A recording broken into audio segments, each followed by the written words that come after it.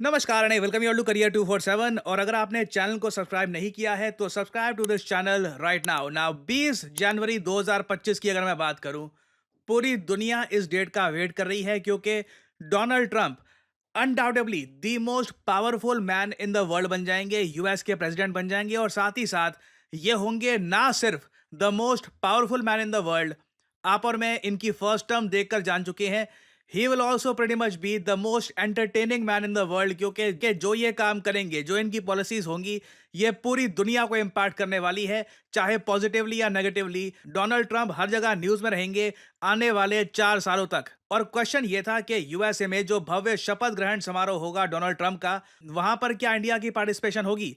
अब यह बात कंफर्म हो चुकी है कि भारत के विदेश मंत्री डॉक्टर एस जयशंकर ये इंडिया को रिप्रेजेंट करेंगे at Donald Trump's swearing in ceremony. ये बात अब कंफर्म कर दी है भारत सरकार ने।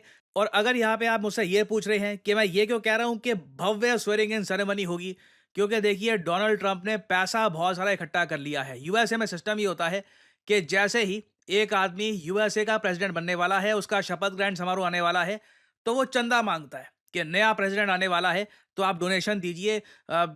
30 मिलियन 50 मिलियन के आसपास पैसा इकट्ठा होता है और उसी से एक भव्य शपथ ग्रहण समारोह किया जाता है।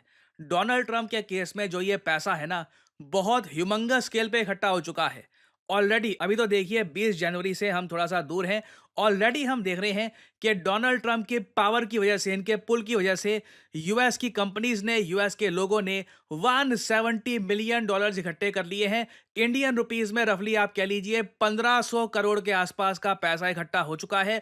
और जिस तरीके से लोग डोनेट कर रहे हैं, ट्रंप की मर्चेंडाइज परचेज कर रहे हैं, कोई बड़ी बात नहीं है कि ये अमाउंट 1700-1800 करोड़ के आसपास पहुंच जाए और ये पैसा एक बारी में यूनाइटेड स्टेट्स खर्च देगा ट्रंप की स्वेरिंग इन सेरेमनी में। और इधर आप देख पाओगे डोनेशंस दुनिया भर से आ रही हैं, चाहे ओपन एआई हो, गूगल हो, बोइंग हो, लॉकहेड मार्टिन हो। इन सब कंपनीज को पता है कि आने वाले 4 सालों में इनको कोई भी अपना काम निकलवाना है या फिर इवन यूएस में लंबे समय तक सर्वाइव करना है, तो डोनाल्ड ट्रंप के साथ इनके अच्छे रिलेशंस होने चाहिए। तो इसलिए तिजोरी खोल दी गई है, millions of dollars Donald Trump के सामने रेडी हैं खर्चने को। और अगर आप पूछ रहे हैं वेट, ट्रंप का मर्चेंडाइज ये भी काफी फेमस हो चुका है। जी हाँ, आप कहीं भी देख लीजिए किसी यूएस के स्टोर में, यूएसए की अमेजॉन वेबसाइट पे ऐसी टी शर्ट्स बिक रही होंगी जहां पे लिखा होगा ट्रंप 2024, ट्रंप 2025 में प्रेसिडेंट बन जाएंगे, वी डिड इट, हम जीत गए वगैरह। तो कुछ ही दिनों में आप देखोगे यूनाइटेड स्टेट्स ऑफ अमेरिका में एक बड़ा चेंज आने वाला है।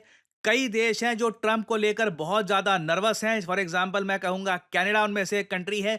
कई कंट्रीज हैं जो उतने नर्वस नहीं हैं। फॉर एग्जाम्पल मैं कहूंगा इंडिया। नाउ अब यहाँ पे आपका एक सवाल आएगा कि डोनाल्ड ट्रंप के शपथ ग्रहण समारोह में मोदी जी क्यों नहीं जा रहे, जयशंकर साहब क्यों जा रहे हैं? देखिए, इंडिया के प्राइम मिनिस्टर का जाना बनता है नहीं। ना सिर्फ ट्रंप के शपथ ग्रहण समारोह में, मैंने देखा है भारत सरकार की एक अनसेट पॉलिसी है, हमारे देश के प्रधानमंत्री दूसरे कंट्री के शपथ ग्रहण समारोह को अटेंड नहीं करते। एग्जाम्पल के लिए मैं आपको बताऊं, ईरान के प्रेसिडेंट आपको याद होगा इब्राहिम रईसी, हेलीकॉप्टर क्रैश में उनकी मौत हो गई थी। उसके बाद नए प्रेसिडेंट बने ईरान में। उस वक्त ईरान ने शपथ ग्रहण समारोह के लिए इंडिया के पीएम को इनवाइट किया था। इंडिया के पीएम नहीं गए।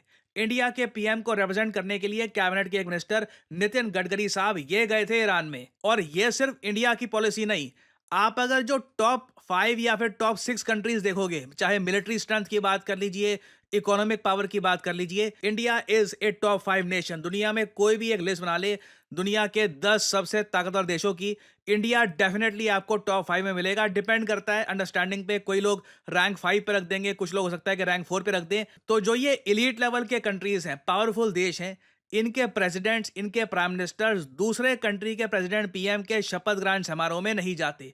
शी जिनपिंग को भी आप अगर देखें तो डोनाल्ड ट्रंप ने इनवाइट किया था, मगर शी जिनपिंग ने रिजेक्ट कर दिया। मगर शी जिनपिंग ऐसा नहीं है कि डोनाल्ड ट्रंप को बिल्कुल ह्यूमिलिएट कर रहे हैं। शी जिनपिंग ने कहा है कि मैं खुद नहीं आऊंगा, मेरी जगह चाइना के एक टॉप ऑफिशियल को मैं भेजूंगा, वो चाइना को रिप्रेजेंट करेंगे ट्रंप के शपथ ग्रहण समारोह में।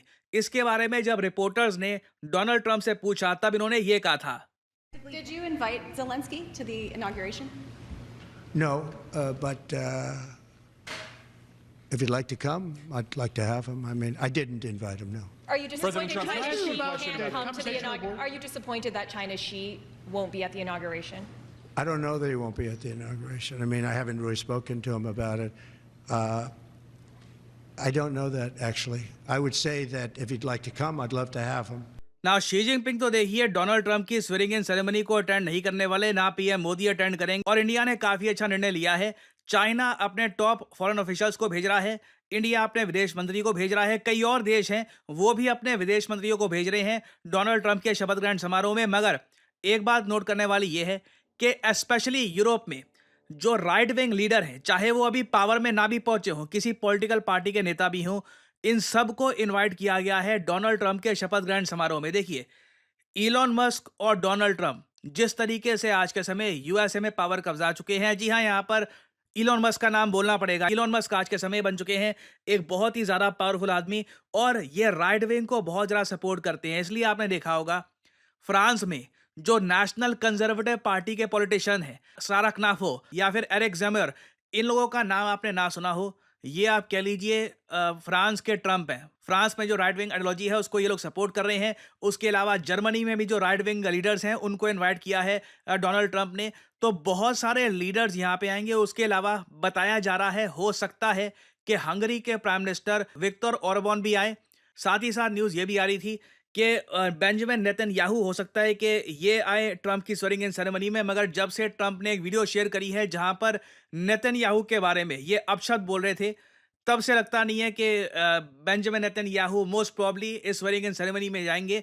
अगर जाते हैं तो बहुत ही बड़ा ये दिल दिखाएंगे, नहीं तो अभी जो रीसेंट कंट्रोवर्सी हुई है ये बहुत अगली थी। By the way, Donald Trump की रिसेंटली जो वीडियो वायरल हुई है जहां पर ये बेंजामिन नेतन्याहू के बारे में बहुत ज़्यादा घिनौने शब्दों का इस्तेमाल कर रहे थे। अगर आप इस पे एक डेडिकेटेड वीडियो चाहते हैं तो कमेंट सेक्शन में लिखिएगा। अगर लोग डिमांड करते हैं इसकी इन लार्ज स्केल तो हो सकता है कि इस टॉपिक पे मैं एक अलग से वीडियो ही बना दूं, क्योंकि दिस वाज क्वाइट शॉकिंग कि ट्रंप जेन्युइनली क्या सोचते हैं बेंजामिन नेतन्याहू के बारे में। तो ओवरऑल आप देखोगे बहुत सारे right wing leaders, right wing विचारधारा वाले पॉलिटिशियंस ये सब अटेंड करेंगे ट्रंप का शपथ ग्रहण समारोह। और ये एक ह्यूमंगस इवेंट होगा, बताया जा रहा है। शायद यहाँ पे परेड भी हो, यूएस एयरफोर्स का काफी यूज किया जाएगा यहाँ पर डिस्प्ले में।